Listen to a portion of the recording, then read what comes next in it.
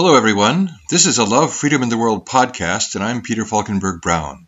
The title of this episode is The Cultural and Political Divide in America. Today, on March 11th, 2021, a freelance journalist and podcast producer named Jack Monahan interviewed me for 30 minutes as part of a long-form series he'll be publishing online in the autumn of this year.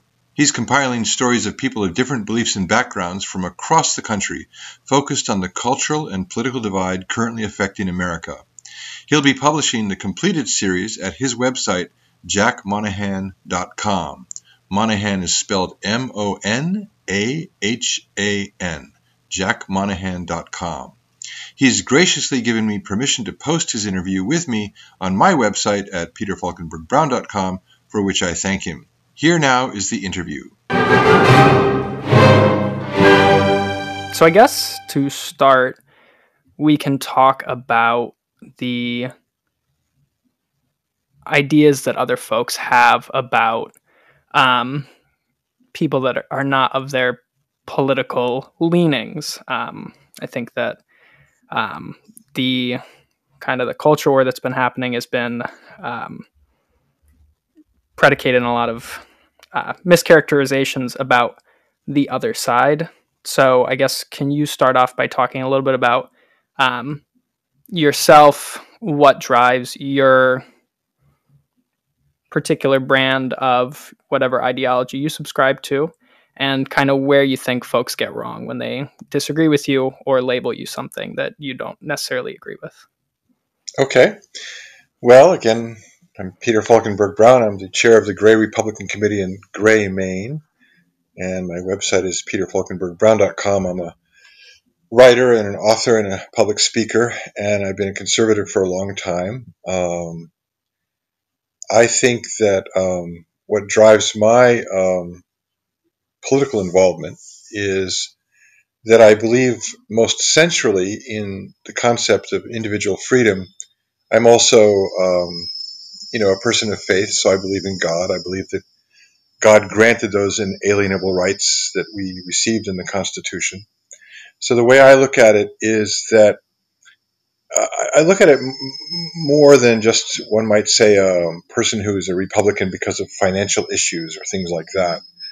I really believe that God created every individual as a sacred person, meant to grow into that sacredness, although that usually doesn't happen very, very well. We're flawed deeply as human beings, but with the ideal to be sacred individuals. So, thus, freedom and the U.S. Constitution are very important to me because of the role that each individual plays as a potentially sacred individual. Well, sacred individual, but potentially mature sacred individual. Mm-hmm. And I think that the role of the individual today is controversial across the political spectrum. There's a great attention paid right now to what might be called groupism, where you're a member of a group before you're an individual. So I think that in the narrative today, the conservative side, in terms of its focus on the rights of individuals, is often misinterpreted as, Republicans just want to be selfish, or conservatives are just people who are selfish and all they care about is themselves. Of course, people from every side of the political spectrum could be selfish. Certainly the conservatives who you might say are rooted in a faith in a supreme being, I would say generally are not focused on selfishness at all, but simply that we all are individuals who need to care for each other, need to have compassion and love for each other, but we also have rights as individuals, and we don't want to give up those rights to a monolithic or totalitarian government. And I think that because I view, just speaking for myself, because I view each individual as a sacred creation of God, that view goes far beyond any delineation of borders with race or you name it. Every individual is equal and deserves the same respect, deserves the same treatment, and the same freedoms. And that's where I'm coming from. And is this something that you've kind of developed over time? Is this something that you've kind of a firm foundational belief that's driven kind of your thoughts and beliefs over time, or is this something you've kind of developed over the years? Well, yes, I've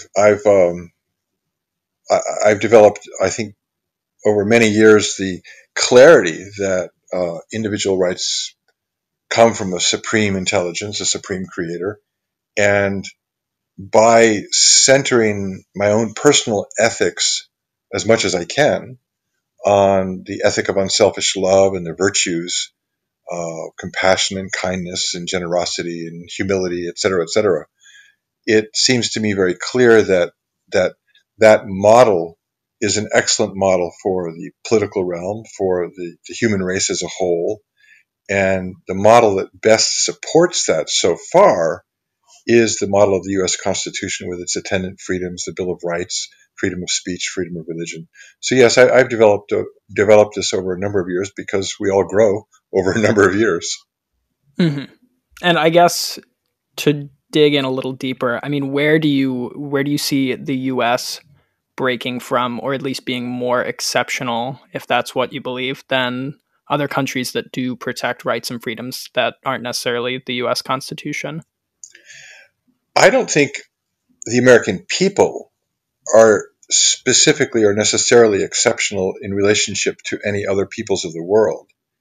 I think what makes America exceptional is its foundational system of the U.S. Constitution, the freedoms that it gives people, the freedom of speech, freedom of religion, the separation of powers, the ability to have the free market system, all of those constitutional rights uh, are what has created an exceptional system and an exceptional country.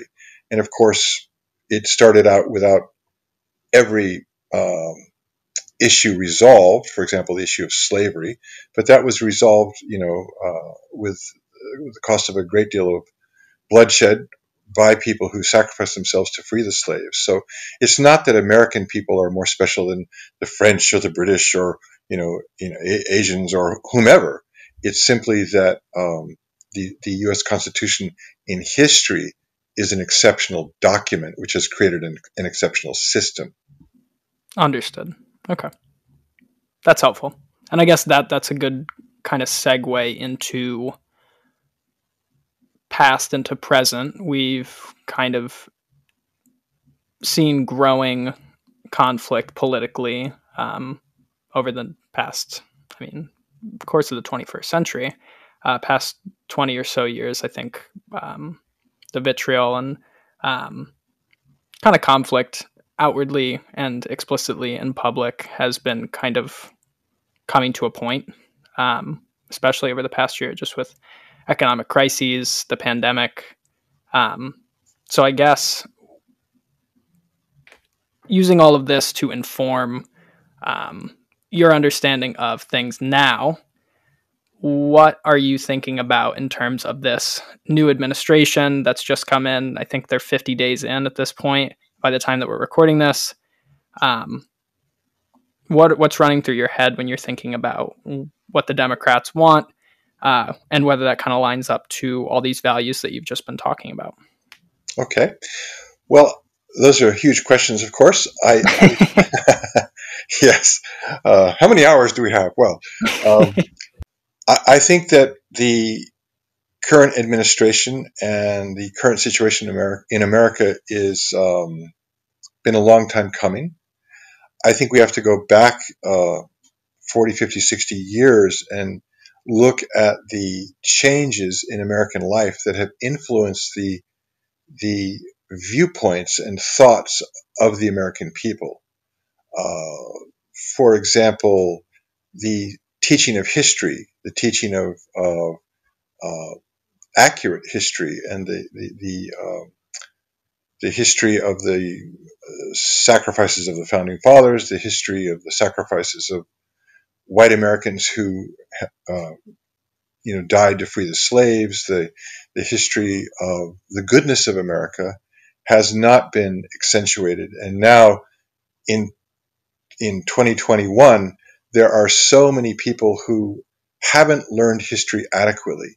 There, let's see, a person went to Yale recently, and uh,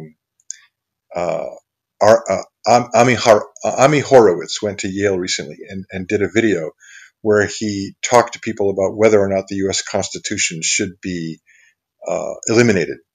And 67% of the people he interviewed thought yes, the U.S. Constitution should be done away with. And in one little clip, it shows a Yale student walking away from the interview, talking to her friend, saying, "What's the U.S. Constitution?" This is in Yale, university level.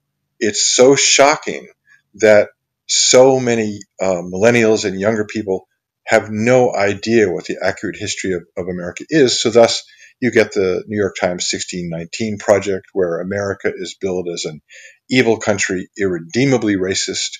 Whites are irredeemably racist. So there's a tremendous amount of, I believe, distorted historical viewpoint about what the actual truth about America really is.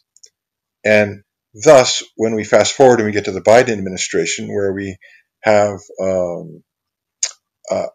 actions that look very much like they're headed toward totalitarianism and socialism, and then we look at so many young people who are in favor of socialism and even communism, but who actually have no idea what those things really mean.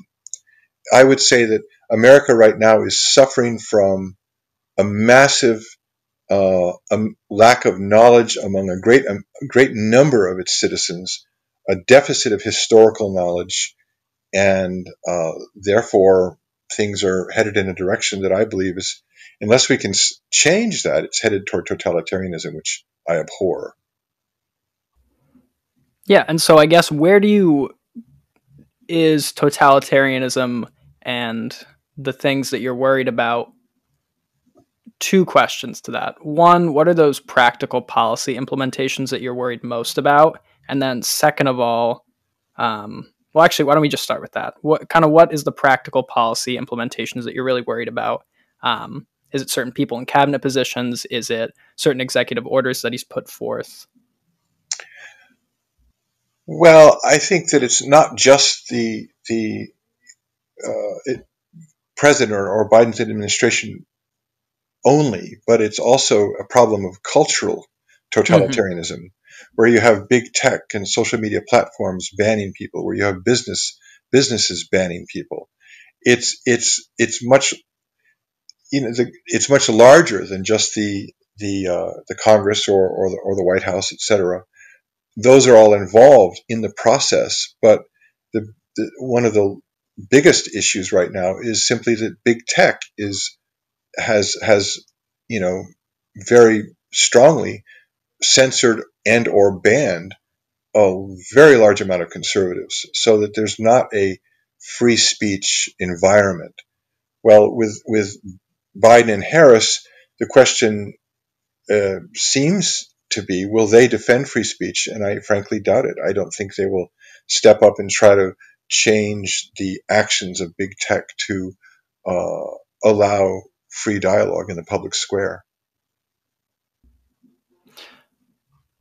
And so would that be, I mean, we don't need to get into the weeds about it, but I mean, Donald Trump had spoken about revoking Section 30 or Section 230, as it were, but didn't actually do it. So I guess where do you see, I guess you're coming at it from a cultural perspective, where was Donald Trump taking things versus where Biden and Harris might be, if we're talking about just like broad narratives here?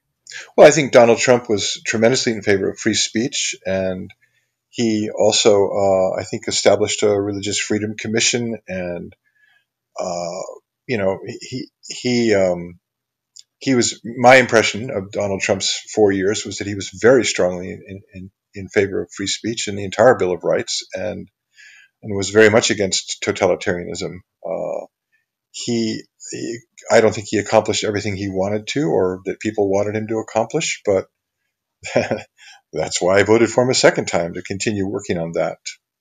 And I'm proud to say I voted for Donald Trump. Yeah. Trying to think. I think we can just go to the next piece of the conversation, which is kind of something that you've spoken about, written about, is kind of the what you call the. Well, I'll just read the piece that just the quotation from what I sent you. So you say Americans, especially young Americans, millennials, are ignorant of the realities of communism, Marxism, and totalitarianism, and are therefore they are giving their heart and soul to the leftist cause with BLM and Antifa, and they are arguing with their parents that we need to put socialism in. And that's obviously something that we just talked about. So I guess we didn't really touch on why you think that that's happening. Obviously, you think that folks are being taught inaccurate history, or let's say the education system, or the cultural elites that run the New York Times and Hollywood are saying that America is bad. I know that folks like Ben Shapiro often say that a big reason why young people are going to the left is because kind of these cultural elites are pushing those narratives. So is that something that you would agree with? Is there anything that you would add to that? Well, yes, I agree with it. I would also add that I think that I think Marxism has been active in America for decades, and very much in the universities. And there's a KGB defector named Yuri Bezmenov who has now passed away, but he gave a long interview and then also a long lecture about the efforts of the KGB to sow disinformation and destabilization in America. And he said, and this was back in '84, I think. Yeah, I And think I know the interview you're talking about. yes, and he said that Andropov was just really flabbergasted at the success that the KGB had, and Bezmenov stated that the KGB spent most of its budget on that kind of information warfare. So when you look at BLM, for example, and see that Patrice Cullors, I don't know if I pronounced that correctly, one of the founders of BLM, said that she and other leadership members were trained Marxists. I think one of the issues with America today is that many people, including many conservatives, don't recognize that Marxism is an active force in American political and cultural life. The so-called long march through the institutions that Marxism talked about back in the 60s, where we can't wake up the workers because they're satisfied with their televisions and their two cars in the garage. Then they started shifting the activity to create division, to sow division into the cultural realm between races, between white and black, between genders, etc. And today, when you look at the effects of BLM, for example, it is the opposite of Martin Luther King's message of reconciliation, forgiveness, and godly love for all races, without paying any attention to the color of their skin. BLM is sowing the seeds of resentment and division and hostility, and in fact, no forgiveness at all. So, as a person who believes in God and Christian forgiveness, I would say that the solution to the divisions in the world today are not line everybody up against the wall and shoot them if you disagree with them, but rather to work toward having forgiveness and love coming from both sides. And race is a great example. There are many African American ministers and people of faith who believe in forgiveness and love, and who look at members of the white race as their brothers and sisters. And many whites believe the same. They look at members of the African American race or Asians or whomever as brothers and sisters under God. That was the essence of the Christian message. Marxism dislikes that message immensely and tries to divide people. So if you look at Antifa, which is, I'm going to butcher this pronunciation, but it's short for Antifaschistische Aktion, coming out of Germany from the communist movement fighting against Nazism. And Antifa, although it says it's anti-fascist, is actually completely fascist in its activities. So the biggest divide that I see is that many people of faith are on the conservative side are promoting the ideals of love and forgiveness and harmony and the spirit of Martin Luther King, etc. And many people on the hard left, not liberals, good-hearted liberals, freedom-loving liberals, are many of them are wonderful people. But the hard left, the Marxist left, BLM, Antifa, etc., they are not pushing love and forgiveness. They are pushing hate, division, violence, as we saw in the riots of 2020. And ultimately, they are pushing complete exclusion of the sides with whom they disagree. Can you quickly define Marxism? Well, Marx is quickly I defined. realize it's like a ephemeral ideology, but Well, as you're understanding it. let's look at their attributes. Marxism is anti-religious, atheistic, and believes in conflict between the bourgeoisie and the working class. It sows division. It is not a movement of reconciliation and harmony and improvement with all sides participating. It is of course, economically speaking, there's no such thing as private property. The state owns everything. The state runs everything, and the only people who benefit from the Marxist economic system are in Russia, it was the nomenklatura, the people who shopped in fine stores while the people starved. So, the essential aspects of Marxism are the most important thing, I think, to communicate rather than the complicated theories.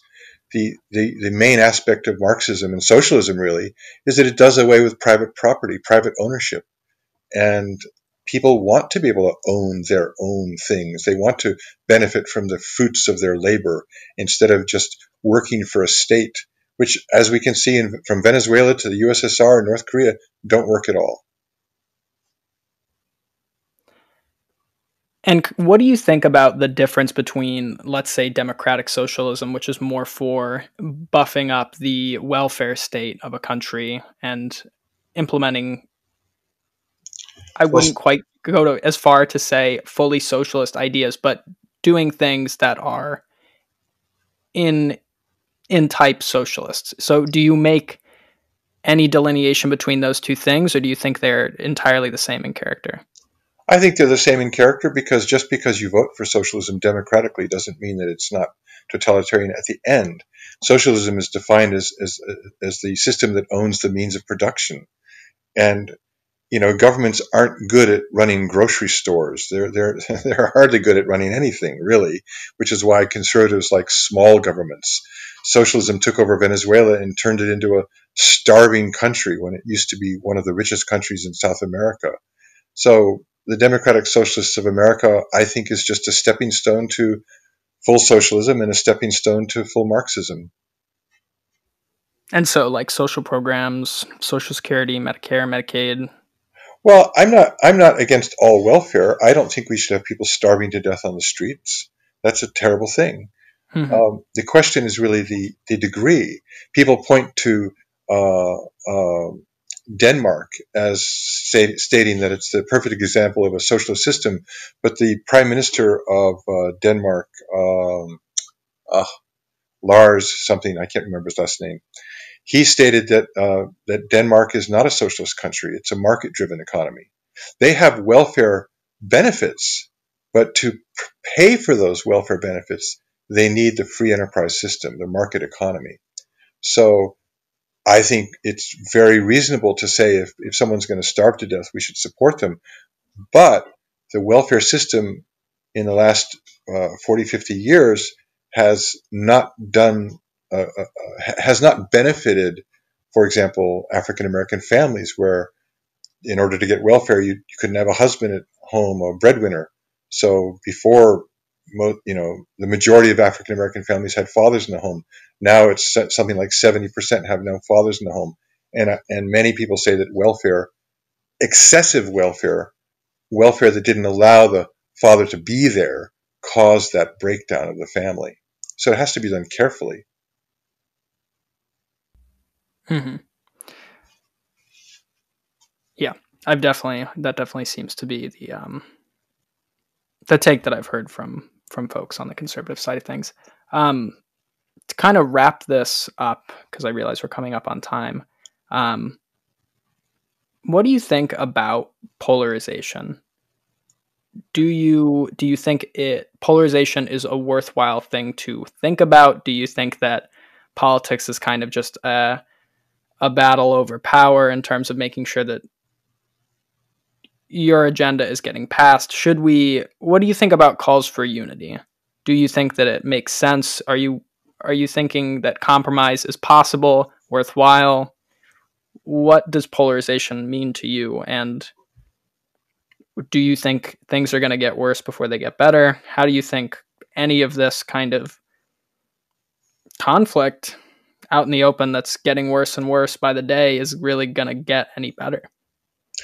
Well, I think that before we're Republicans or Democrats or liberals or whatever, we're human beings. As I mentioned, because I believe that God created human beings, I think that before we discuss any kind of divisions, we should look at each other and say we're human beings with the same color blood running in our veins, and we should try to find harmony. However, to have unity, all sides have to be sincere in their efforts for that unity. I think that America is roughly divided right now between conservative, liberal, and the hard left. I think that liberal Americans, good-hearted, freedom-loving liberal, classical liberals, want to have unity with conservatives. At least theoretically, they want to have unity. But I think that liberals are being heavily influenced in their information by the hard left, which has painted conservatives as deplorables, as irredeemably racist, as people who should be marginalized, turned off, shut off, deplatformed, and you name it. And because there's an atmosphere of fear in the country today where if you say anything that opposes something, you'll be canceled, you'll be called a racist, you can't read Dr. Seuss or Pepe Le Pew or whatever. You know, there's the cancel culture is destroying dialogue where people are living in fear. I would like to see unity happen. I think that between liberals and conservatives, it can happen. With the hard left, members of the hard left like BLM and Antifa, etc., and Marxists need to come forward and say if they're willing to have a true dialogue with all sides. I don't personally think that they're currently willing to do that. I don't think they've ever really been willing to do that. But I also think they're a minority, although they have an outsized influence on the narrative. But yes, I'm in favor of unity, a God-centered, or well, even if it's not God-centered, but a freedom-based unity where we all believe in individual freedom, the U.S. Constitution. We can work together to make America better. But when you start shutting people down, when you start censoring them, deplatforming them, etc., then that's not an action of unity. And it's important to say the conservative side is not deplatforming anyone. It's coming from the hard left. Do you think that conservatives can be subject to that same kind of,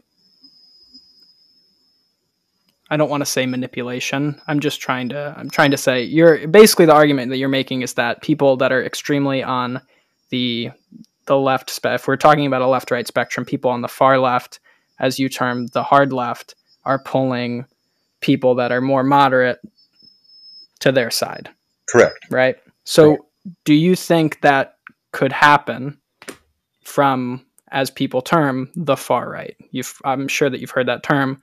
Mm-hmm. Do you think that that is happening to conservatives? Or are you saying, I mean, what I'm getting is you're saying there's an outsized problem with folks on the left versus conservatives and people on the far right.